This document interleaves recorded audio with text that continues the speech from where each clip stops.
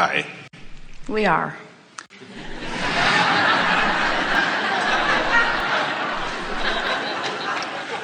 The first thing that I want to say is thank you for the secret. That was just wonderful. Thank you. There was something that you said in the secret is the basis of my first question. And you said, I know it would be nice if when you first came to the planet, someone was there to say, welcome to planet Earth. And this is how it works. Welcome to planet Earth.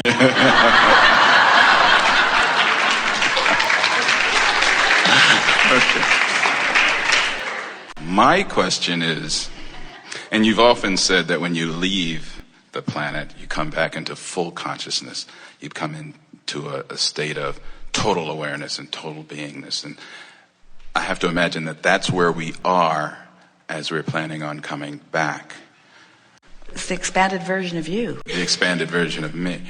I want to know, why is it that we come back so clueless? Because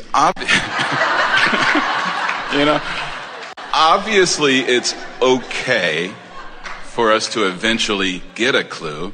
That's why you're here, right? You're helping us to be not so clueless. Why is it that we choose to need you? Well, and we have a question for you, because if you can answer this question, then we can answer this question.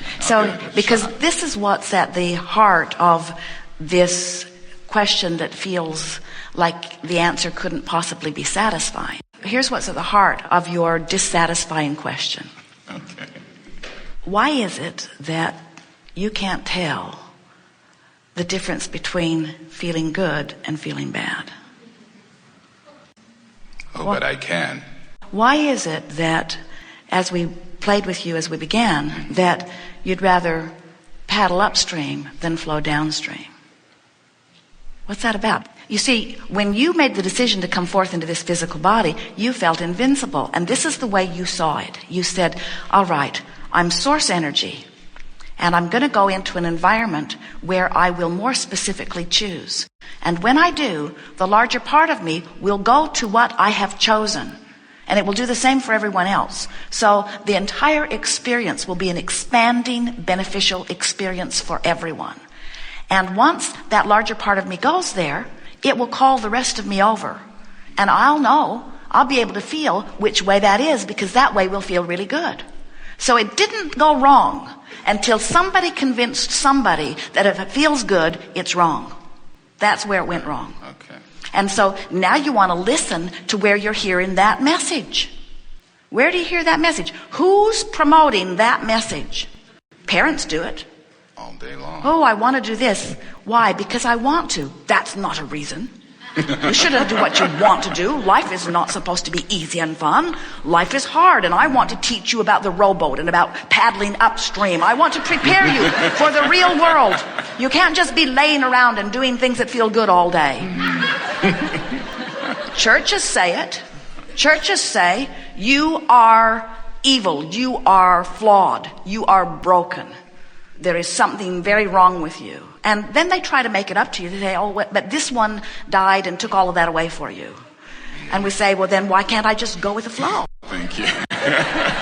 If someone died for me and took away all the stuff that I did bad before I was even born and was even doing anything, then how come I can't just now go with the flow? Because that's just lazy. Because life's supposed to be hard. And we say, where do you get this stuff? How can you defy your own guidance system as you listen to the peanut gallery that is not having a good time anyway? Exactly. So that's our fun answer. It's accurate, very accurate. But what we really want to say to you about this is that you knew that the variety would help you to choose. And so now what you're saying is, from your non-physical vantage point, you say, I'm invincible, I have guidance, and variety will help me choose, and then I will become it. Seems so simple and straightforward. From your physical now perspective, you say, okay, I'm choosing, I know what I don't want, which means I know what I do want, but I really know what I don't want. which means I know what I do want, but I really know what I don't want. I really, really, really know what I don't want. I so don't want this. How about you? Do you want it? They don't want it either. They don't want it either. Let's get together. Let's join a club. We don't want this. We don't want this. We don't want this. We don't want this. So what happens is you just got hung up in the we don't want instead of the we do want. And the greater part of you went to what you do want, and you're, for whatever reason, holding yourself over there in resistance to what you want for virtue, for the mark on the chart, to please someone else who has no clue. You see? Yeah. So we don't think that there is anything that has gone amiss with you banging around and putting a lot of stuff in vibrational escrow before you learn to go with it. In other words, there's nothing that has gone wrong here. We've learned, as we've interacted out here with leading edge creators for eternity, that in your very best moments, you're exploring contrast and giving birth, and that it's the thrill of life that you're always reaching for. And since we know that there's no end to the closing of that gap, we are not impatient at all about how long it takes any of you to close it. And here's the big picture. You so know who you are that you say, even if I go forth for an entire lifetime and am clueless about my guidance system and defy all of my natural impulses and instincts and somehow set aside my selfishness, which is so incredible that anyone could set aside their selfishness in order to follow what someone else says. In fact, we don't think anyone sets aside their selfishness to do what someone else thinks. We think they then decide that it serves them to please the others. And so they're still satisfying their selfishness by pleasing others. And that's really sort of how it gets screwy in there. You got to decide, when you care more about what they think about how you feel than you care about how you feel, now you're out of balance. But when you care about how you feel, then you get it back into alignment. So what's happened to so many of you, and from your non-physical vantage point, you said, I feel invincible. I know who I am. And I'm willing to go forth into a physical body. And even if I'm born into an environment that makes it hard for me to remember who I am, and I spent a lifetime of struggle, I know that when I croak, I'll come right back into alignment and further. I know that every part of my struggle added to vibrational escrow, and all that is benefited in some way from it. So you said, I cannot possibly lose. The worst thing that could happen is that I could hold myself in discord for a brief moment in time. And from the greater scheme of things, that's like saying, we don't hear it very often from you, but have you ever gone to a friend and your friend says, how are you? And you say, I'm just terrible. And your friend says, what happened? And you said, I went to a bad movie. It upset me. Yeah. And your friend said, how long were you in there?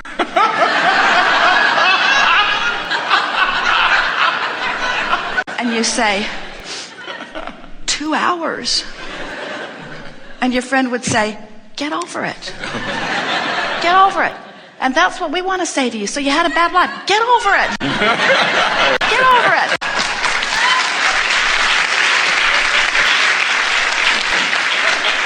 Because in the scheme of all that you are, it is so worth it, you see. And we're here saying far more than get over it. We're here saying we understand it. You're blessed beings, you're worthy beings, you're on the leading edge. The contrast has got you knowing what you do want, but you're stuck over there in what you don't want. Let go of the oars and let's go with the flow. And we're not the first to say it. In other words, people have been saying it and saying it and saying it and saying it. You just haven't been hearing it. And you haven't been hearing it so much that now you have the nerve to call it a secret. Thank you. Good time for a segment of refreshment. Thank you so much. We are complete.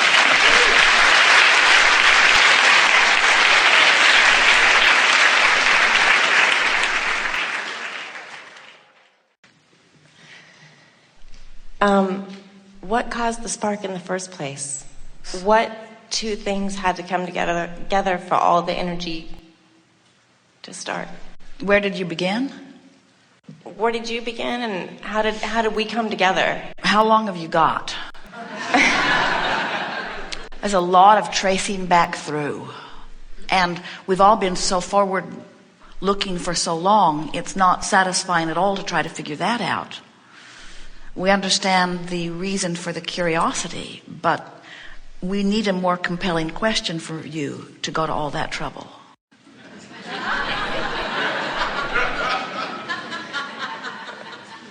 Okay. That was easy. I have to remember that next time we don't have the answer.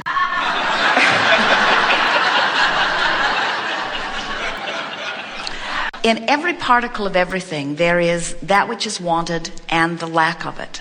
So in anything, there's the presence of something and the absence of it. And those two parts are now playing off of one another. And in the playing off of one another, yet something else is born. Sound familiar? Right. And so this time-space reality is expanding because of that. And who gets to decide something real or not real? Who gets to decide what is valid or not valid?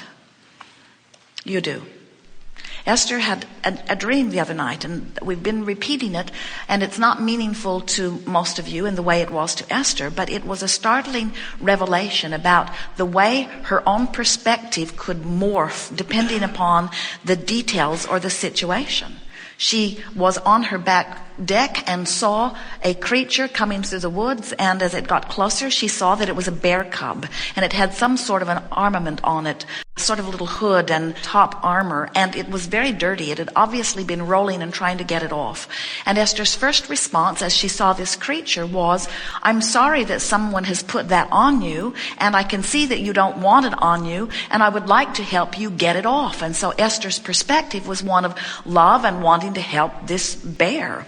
And then Elsie, lovable cat, came out onto the deck from inside the house. And as Elsie saw the bear, and Esther saw Elsie see the bear, now Esther's having a different response to the bear, because she can see Elsie with her queen of the domain attitude beginning to approach the bear as if to say, "I'm going to battle with you in order to show you that this is where I live, not where you live." And the bear was bristling and Elsie was bristling. And Esther now has a totally different perspective of the bear than she just had. And so she picks up stones and she is just tossing the stones in the direction of the bear, wanting the bear to take a hint and run away back to where it had come from. And now granddaughter Kate walks into the dream. She's 4 years old, and she sees what's happening, and now she looks at grandmother, who she adores, and finds grandmother doing something she doesn't want grandmother to do, and Kate says, "Don't hit it." And as Esther awakened from the dream, she was sort of scrambled, because she had loved the bear, then she had worried about the bear, then she had been aggressive with the bear, then she had felt guilty about being aggressive with the bear, then she had wanted to be the right representative for Kate. She did not know what her action should be. Do I love the bear? Do I drive the bear away? Do I let the bear eat Elsie? Do I tell Elsie to go away? What do I do with all of this? She was scrambled in her awareness. And what she came out of it aware of is that, first of all, she should not try to don the perspective of every other person. She should not try to be an Israeli. She should not try to be a Lebanese. She should not try to be Hezbollah. She should not try to understand the positions of all of the people around the world where she's not standing and gathering and perceiving. She cannot begin to speak for them and them and them and them. She will get it wrong every single time. All she can do is perceive the sign that she's looking at from where she's standing and get from it whatever she's able to extract from it, and not hold the sign responsible for what she sees.